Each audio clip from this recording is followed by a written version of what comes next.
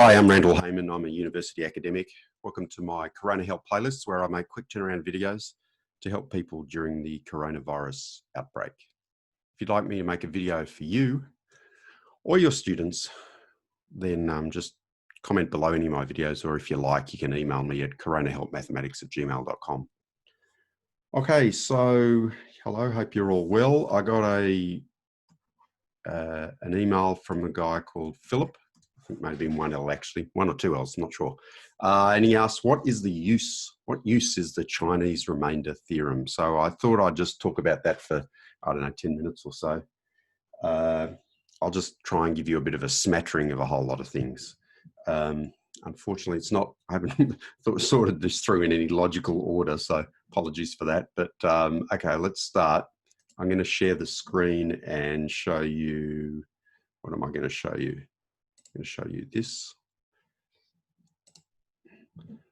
So here we can see an article, if I go back, you can see there from 2016, called Image Sharing and Recovering based on Chinese remainder theorem. So if we go down, you can see here, it's talking about the Internet of Things and cloud computing. So that's quite modern sort of ideas, and about privacy. And so what this is suggesting is that you can make some images private, I think, by, it's talking about shadows, creating these shadows, and providing you have a certain number of shadows, then you can reconstruct the image using the Chinese remainder theorem. So I'll let you explore that a little bit if you want. Okay, let's go to another one. This is pushing the envelope on what is a use for the Chinese remainder theorem. It's a use for me. One of my papers, this is from one of my papers, it's up on Archive, yeah, which is open access if you want to see it. It's ARXIV. Just search that and maths, or math, M-A-T-H. And you can search through thousands and thousands of different papers from different mathematicians, so all free. Anyway, you can see up here theorem 2, where I have a certain result. And then if you work down, you can see then a very simple argument based on the Chinese remainder theorem implies the following result. So that result down the bottom, theorem 3, is based on the Chinese remainder theorem. So without the Chinese remainder theorem, I couldn't have got the theorem 3. There's actually a bit of a backstory there. I did that paper with another mathematician who's vastly more knowledgeable about mathematics than me. And I actually went off and did that theorem 3, prove that. And it took about 3 pages using the Chinese remainder theorem. And he said, it's all pretty simple. Just write a very simple argument. Why don't we just write a very simple argument based on the Chinese remainder theorem? Anyway, the referee accepted it, and so off we go. So, but I mean, that's fairly specific because that's something that mathematicians would use, not the general public, or not even the general public, not even non-mathematicians. Okay, let's go back to the whiteboard and we'll have a talk about some other things that we can do. Let's go to the whiteboard. Okay, so one idea, which is a little bit like that image idea, is that, but I just want to give it a bit of meat, is let's say that you're wanting to have a coding system for sending missiles, and there's 3 people who have to give a certain code for the missile to go. All 3. You must have all 3. So you might have the president, the vice president, and the joint chiefs of staff in this hypothetical country. So one way that you could do that is that you could, this guy here, the president, he could be given the code 2, and it's known that he's the mod 3 code. The vice president could be given the code 2, and he's the mod 4 guy. And the Joint Chiefs of Staff has, his code is 1, and he's the mod 5. Now, the code, and this ties back to the video Philip watched, which is my video, Chinese Remainder Theorem Made Easy. So the code that actually here's the missile. And the code that you need to send the missile is the number 26. And it turns out that that is the solution for this. X is equivalent to 2 modulo 3. And this one up here, X is equivalent to 2 modulo 4. And the other one, X equals 1 modulo 5. So the only way you can get this 26, which is a number, by the way, which is vastly bigger than the numbers of the codes, is to solve that using the Chinese remainder theorem. Now, some of you will be looking at this and say, well, look, there's easier ways to ensure that the missile can only go if there's the code from the 3. Why not just have a number and you just add up the 3 numbers? There are advantages to this method, and I'll leave you to sort of explore that a bit more if you wish. But I'm just trying to give you a bit of a taste here for Philip and anyone else who's watching as to the Chinese, the uses of the Chinese remainder theorem. Okay, let's move on. Here's one, and this actually is used apparently, but it's not anything I understand very well, and that's, whoops, I've got my image locking on, sorry, radar.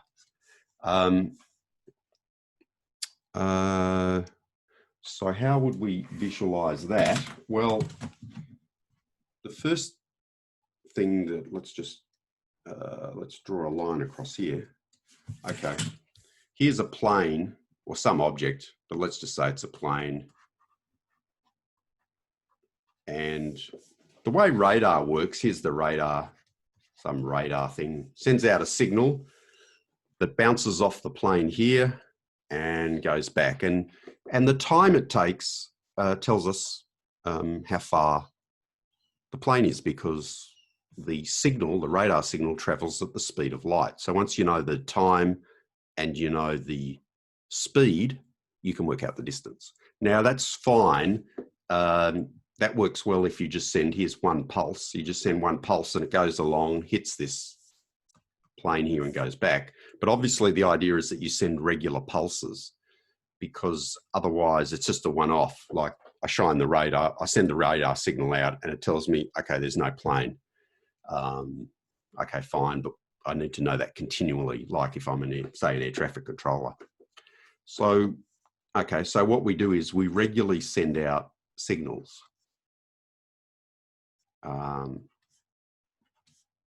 And I'm going to imagine that this is here, it's just been sent out. This was 10 milliseconds later or whatever it is. This was 20 ago. So this one here went 20 ago. And so it's now got up to here. This one's 30, 40, 50. And it turns out that this distance here is 6, let's say. So if the plane bounces off this one here, then by the time it gets back, I suppose it's going to take 100. It took this signal here took 50 to get out. Then it's going to take another 6, so that's 56. Then it's going to take 6 to get back to here, and then 50. So it's going to be 56, 112 units of time it's going to take. Now, if it was this one here, so I'll write the 112. I don't know, milliseconds or something like that, whatever it is, doesn't really matter. Now this one here, that would take 40. If the plane was actually here, what would happen? Well, we'd get 40 plus 6 plus 40 plus 6. So that's 92. What about this one here? If the plane was actually here, well, then we'd have 36 plus 36 is 72. And here we can see the pattern, 52, 32. So in this situation where the length between the pulses of the radar is less than the distance to the plane, all we know is that it equals 12. So the distance, or sorry, the time from which we'll work out the distance, because we know the speed of light. So the time in this case must be equivalent to 12 modulo 20. Well, that's not good enough, because we need to know the distance to the plane. So how do we solve this problem where we have the distance between the pulses is less than the distance to the plane? Well, the other thing we could do is we could do exactly the same thing, but use pulses that are 8 apart. So what we would then get is we would get time is equivalent to something. In that case, it would be modulo 16. So I don't know, I'll leave you to work out what the number is, but you'll get a number. And so as you build up, you can see that as you build these up, you can then solve the problem using the Chinese remainder theorem. So I'll leave you maybe to explore that a little bit further if you're interested, but I hope you can see from this that by sending out multiple radars, pulses, that we can distinguish between, so in this case we can distinguish between the black and the red, then you can actually work out how far the plane is. So that's quite important. Now the final one I wanted to talk about was multiplying large numbers. So imagine we have this calculator, and the problem with the calculator is that it can only go up to 999. So there's a little 999 there, if you like. It's a very poor calculator, but it enables me to do, you could think about this in terms of the calculator that you have, which is probably 10 digits, or maybe your computer, which can go up to 20 or 100 or 1,000 digits. So let's just say that we wanted to multiply 586 by 212. Well, we can enter this into our calculator and we can enter this, but there's no way we can work it out. So what we could do is that we could do this. We find two primes, 41 and 93. And I've picked these, 93. And I've picked these because 41 times 93 is greater than, well, it's certainly greater than 999. Sorry. That's right.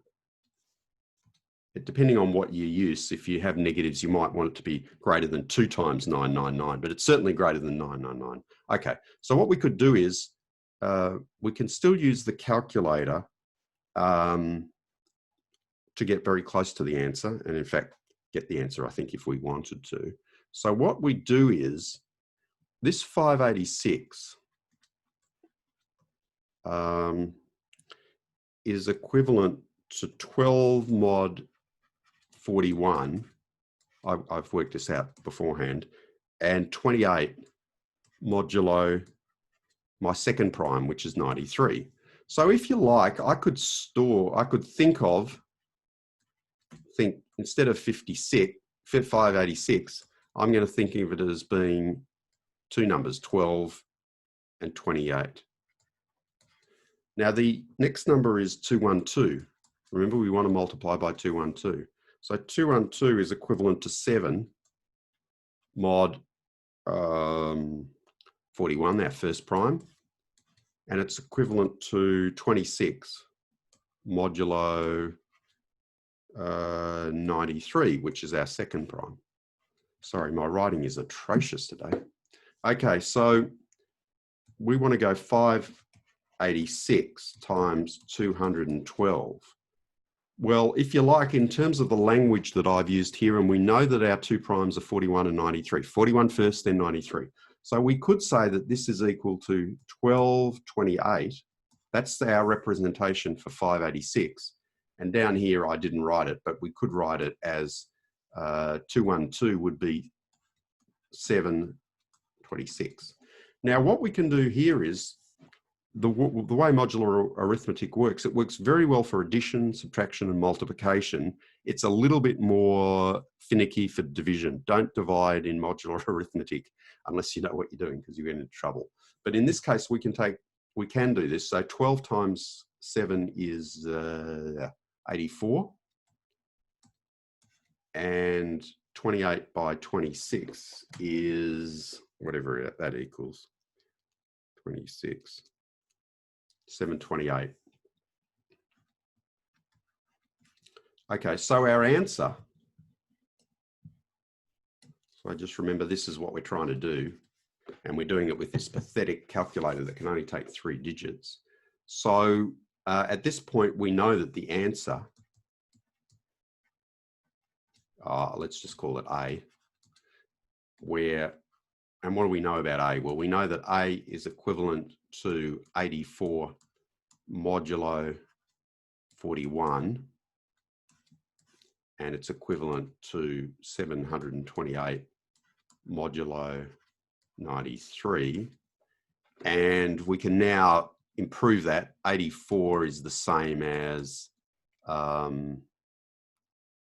43.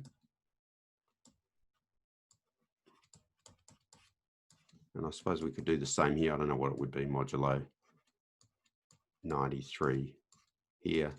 And I think from once you've got these two, using the Chinese remainder theorem, you'll be able to work out what the answer is. Now, I know some people are going to say, well, how are you going to work this out when you've got this calculator that can only do 3 digits? So, this is not a panacea. I'm not claiming that you can generate pi to 1,000,000 decimal places on a 3-digit calculator, but I just want to give you a bit of an insight into how this, under certain circumstances, could be very useful where we're limited in terms of some aspect of, in terms of the number of digits. I'm happy to explore some of these ideas further if you really want, but I think from Philip's question, he just wanted to get a bit of an idea of some of the uses. So that's what I've done. I've just literally racked my brain and flicked through a few things to come up with some ways, some uses. So I hope that's useful. It was interesting for me actually to look through some of these in a little bit more detail than I was aware of. So all good. If you've got any questions, drop me an email or comment below in my videos. And similarly, on any aspect of mathematics during the coronavirus outbreak, if I think I can help, I will.